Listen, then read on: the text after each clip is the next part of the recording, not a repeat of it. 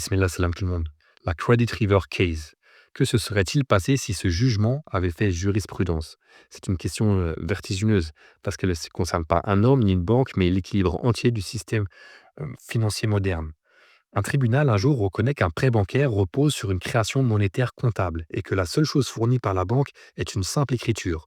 Si ce raisonnement avait été confirmé et repris ailleurs, dans d'autres tribunaux par exemple, il aurait cessé d'être une anomalie locale. Si ce jugement avait fait jurisprudence, l'architecture même de la dette moderne aurait été remise en cause. Il y aurait eu un effet immédiat sur les contrats existants. Des millions d'emprunteurs auraient pu poser la question juridiquement à leur banque: quelle contrepartie réelle la banque m'a-t-elle fournie lors de mon prêt immobilier? Et bien évidemment, si la réponse aurait été une simple création comptable, alors la validité même du crédit serait devenue contestable.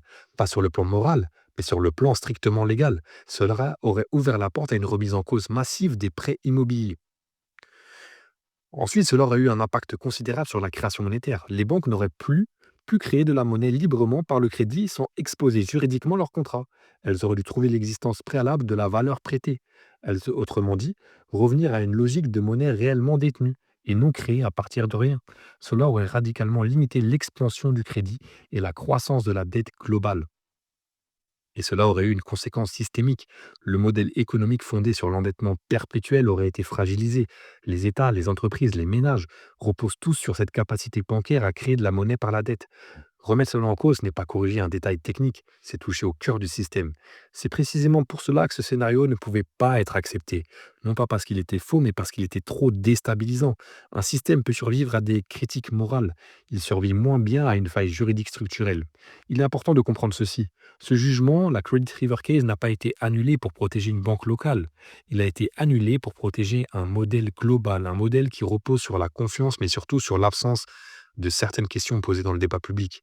Imaginez ce qui se serait passé, permettre de comprendre pourquoi ça ne s'est tout simplement pas produit. Certaines vérités ne sont pas combattues, elles sont simplement empêchées de se produire. Si vous voulez comprendre tout cela plus en détail, comprendre ce qu'est la Credit River Case et à présenter plus en globalité ce qui aurait pu se passer si cette affaire s'était répandue au monde entier, je vous invite à aller voir la vidéo longue que j'ai faite sur la chaîne Muslim Bitcoin. N'hésitez pas, allez la consulter, je vous retrouve là-bas. Assalamu alaikum.